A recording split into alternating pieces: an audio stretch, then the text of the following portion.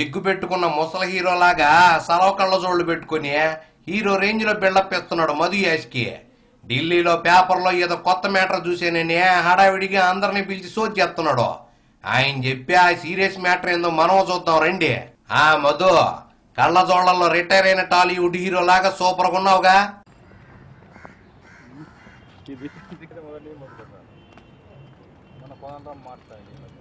రకరకాల గెటప్స్ లో నిన్ను చూసి తట్టుకోలేను గానీ రోజువారీ లుక్ దర్శనం ఇచ్చే అసలు విషయం ఏందో చెప్పు రాజా. చట్టం దగ్గర ఎవరు అతిథులుగా, చట్టానికి అతిథులు కాదు. హోం మంత్రి గాని, ముఖ్యమంత్రి గాని, ఇంకా ఎవరున్నా సరే మంత్రులు ఉన్నా ఈ మొక్క ప్రతి రాజకీయ నేత సొంత కవిత్వంలా పాడతానే ఉన్నాడుగా. నువ్వు కొత్త మ్యాటర్ ఏదన్నా ఉంటే చెప్పు ఢిల్లీ మధు. వాళ్ళపైన ఆరోపణలు వచ్చినప్పుడు, ముఖ్యంగా ఛార్జ్ షీట్ లో పేర్లు వచ్చినప్పుడు మరి వాళ్ళు లీగల్ గా ఫేస్ చేయాల్సిందే, దానికి నైతిక బాధ్యత వహించాల్సిందే. నైతికత అనేది ఏనాడో పోయిందిలే సామి. నీతులు అందరూ చెప్తారు, దాకా వస్తేనే తెలుస్తుంది కంపోసనని. ఇది అంతే. అన్నిటికన్నా ముఖ్యంగా మీరు చూస్తే అస్సలు వ్యక్తి మొన్న గౌరవ కోర్టు ఇంకా మేము నెల నుంచి మాట్లాడుతూ ఉంటే ఎవరు మాట్లాడారు, పట్టించుకోవట్లే మీడియా కూడా. నువ్వు చెప్పేది నీ సెకండ్ పీరియడ్ గురించేనా? అయితే చెప్పు. ఇతనికి ఉన్న కనెక్షన్స్ ఈ వ్యక్తి గురించి తీస్తే మీడియాలో గానీ, తెలంగాణ ప్రాంతంలో గానీ, ఆంధ్ర ప్రాంతంలో గానీ అన్ని ప్రాంతాల్లో నాటుకుపోయిన మర్రి ఓళ్ళ ఉన్నాడా. భద్రతా సలహాదారుడుగా ఉండి అతని హయాంలో ముఖ్యమంత్రి భద్రత కూడా అతను చూసుకోవాల్సిన వ్యక్తి. సీటు కింద నల్లి గరిస్తేనే నలపలేడు. ఆయన సీఎం సెక్యూరిటీ ఏం చూస్తాడులే, ఏదో ఒక పోస్ట్ ఇస్తే పక్కన పడి ఉంటాడనే ఆయన చిన్న చేంజ్ చేశాడు, అదే కొంప కూల్చింది. కుట్రదాగా దాని హెలికాప్టర్ క్రాష్ అని అంటున్నారు. అస్సలు కుట్రదారుడు ఇతని పైన మాట్లాడకుండా కేవీపీ రామచంద్రరావు గారి పైన జగన్ బాబుకి లేని డౌట్లు పెట్టక రాజా.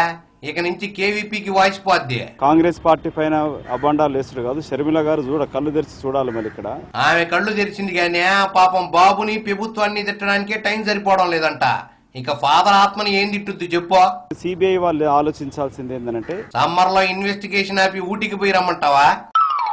ఈ సదరు వ్యక్తి అక్కడ సూర్యుడి గారు వాంగ్మూలం ఇచ్చినాక కూడా దొంగపాలు దాగిన పిల్లిలాగా తప్పించుకొని తిరుగుతున్నాడా ఏంది?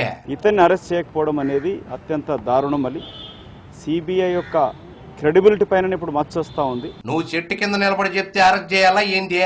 ఎవరిని ఎప్పుడు ఏం చేయాలో వాళ్ళకి తెలుసు కానీ నువ్వు పాలిటిక్స్ మాట్లాడమొద్దు. ఇతని వెనకాల ఎంపీ ఎమ్మెల్యేలు ఉండని ఒత్తిడి పక్కన పెడుతూ ఏ విధంగా అయితే గాలి జనార్దన్ రెడ్డి లేపుకొచ్చి అరెస్ట్ చేసినారో ఈయన్ని కూడా లేపక రావాలంటావా? ఈ వ్యక్తిని ముందు అరెస్ట్ చేస్తే అసలు భాగవతం అంతా బయటకు వస్తుంది. భాగవతమో సినిమానో సిబిఐ చూసుకుంటదిలే. రాజశేఖర రెడ్డి గారి హయాంలో ఇతనికి జరగకుండా కనీసం చిన్న పిన్ను కూడా జరగదు, అసలు బయటికి కదలదు, వెళ్ళదు. కేవీపీ రాజన్నకి ఆత్మారావు అంటావు అంతేనా? తెలుగుదేశం వాళ్ళకి ఏమన్నా మీకు బుద్ధి గిట్టుంటే బుద్ధి గురించి నువ్వు నేను డిస్కస్ చేస్తే బాగుండదు కానీ నువ్వు గాని మంత్రులు కూడా తప్పు చేసి ఉంటే మాత్రం తప్పకుండా మిగతా జగన్మోహన్ రెడ్డి దాగానే వీళ్ళు కూడా చెంచల్ కూడా గెస్ట్ హౌస్ లో రెస్ట్ తప్పదంటావు. కానీ చాలా చోట్ల ఈ మంత్రులకి ఏదో శనగలు పుట్నాలు ఇచ్చేసి రాజశేఖర రెడ్డి గారు కోర్టులు దండుకుపోయారనేది, వారి సుపుత్రుడు దండుకుపోయారనేది వాస్తవం. అది రాజన్న ఆయన కొడుకు జగన్ బాబు ఈతాకిచ్చి తాటాక దొబ్బుకుపోయారంటావు. మరి శనగలో పుట్నాలు తిన్నా తప్పే కదా రాజా. వ్యక్తులను గురించి కాపాడుకోవాలని చూస్తే పార్టీకే నష్టం జరిగే ప్రమాదం ఉన్నది. అధినాయకత్వం దృష్టికి అదే తీసుకురాబోతున్నాం. నువ్వు అన్ని తీసుకుపోతాననే చెప్తావు, ఏం తీసుకెళ్తావు ఆ దేవుడికే తెలియాలి గానే. ఇక నాకు సెలవిప్పించు మహాప్రభు. ప్రెస్ కౌన్సిల్ ఆఫ్ ఇండియా డైలాగులకి కౌంటర్ వేయడం నాకు మాత్రమే వచ్చు అంటున్నాడు వెంకయ్య. ఆయనంతా వితండవాదమేనని కొట్టిపారేశాడు. ఈ ఎన్కౌంటర్ ఏందో వెరైటీగా చూద్దాం రండి. ఆ వెంకయ్య ఆటే ఇసిగించకుండా ఇంక మొదలెట్టో. రెండో విషయం, ఈ మధ్య చాలా మందికి ఫ్యాషన్ అయిపోయింది. అమ్మాయిలు పొట్టి బట్టలేసుకుని తాగి మీడియాని తిట్టడమా? బలిచిన బిడ్డలు అంతేగా రాజా. బాంబు పేరు లాంటివి జరిగితే వాటిలో ఎవరైనా దోషులను అరెస్ట్ చేస్తే వాళ్ళు అమాయకులు ఏదిస్తున్నారు. టైం చూడడం కూడా శాతకాన్ని పట్టుకుని టైం బాంబు పెట్టామంటే కష్టం కదా సామి. లింక్ ఉంటే తోలు తీయాల్సిందే అని రాజకీయ పార్టీలుగా చెప్పే కొన్ని గగ్గోలు పెడుతున్నాయి మజ్లిస్, ఛాందస్వాద సంస్థలు. గుమ్మడికాయ దొంగలు ఎవరంటే భూసాలు అడుక్కోవడం కొంతమంది కావనంటావు. అలాగే మైనార్టీలను ఓటు బ్యాంక్ గా చూసుకుందామని అంటే కొన్ని రాజకీయ పక్షాలు. మీరు వానొచ్చినా ఓట్లు రాలుతాయేమోనని చూడటం తెలిసిందేగా. అసలు దోషులను మైనార్టీ మెజార్టీకి ఎందుకు చూస్తున్నారని ప్రశ్న, బీజేపీ ప్రశ్న ఇది. ఎవరో ఏదో అన్నారని పోలీసులు ఏం పట్టించుకోరలే వెంకయ్య. ఎలుకలు లాగడంలో వాళ్ళు మంచి పనిమంతులే. దోషి టెర్రరిస్టు వాడికి మతం లేదు. మొన్న ఈ మధ్య ఈ హైదరాబాద్ లో సదస్సు జరిగింది. ప్రియాంక చోప్రా సదస్సేనా? మహా హార్ట్ గుందిలే. నువ్వు గాని వెళ్ళావా ఏంది Venkaiah? Press council of India chairman ఆయనకు వితండవాదం చేశాడు. ఆయనకి నోటితోలు ఎక్కువ అంటావా ఏంది వెంకయ్య? పోలీసు సమాచారం అందిస్తారు, లష్కరీ తోయిబా ఉంది, దీని వెనక జైషే మహమ్మద్ ఉందని, దానివల్ల తప్పుడు సంకేతాలు వెళుతున్నాయి. ఎవరికి తప్పుడు సంకేతాలు? పాకిస్తాన్కా?